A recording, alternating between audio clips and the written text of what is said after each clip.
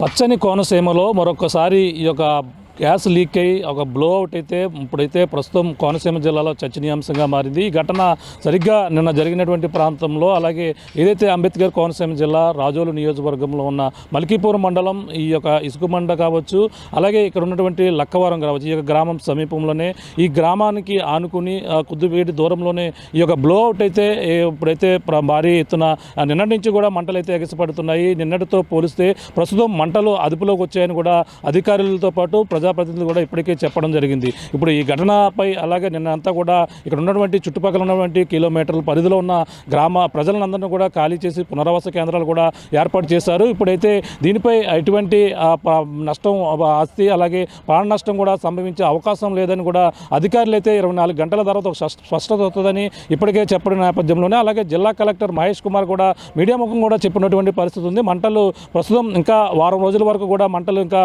వ్యాపించే అవకాశం ఉంది. అలాగే మంటలు ఆ యొక్క సమీపంలోనే అక్కడే మంటలు వస్తాయి తప్ప చుట్టుపక్కల ఈ యొక్క గ్రామాలకి కిలోమీటర్ల పరిధిలో ఉన్నటువంటి ప్రజలకు ఎవరు కూడా అధైర్యపడవద్దని దీని మొత్తం అందరూ కూడా చెప్పినటువంటి పరిస్థితి ప్రధానంగా కనపడుతుంది.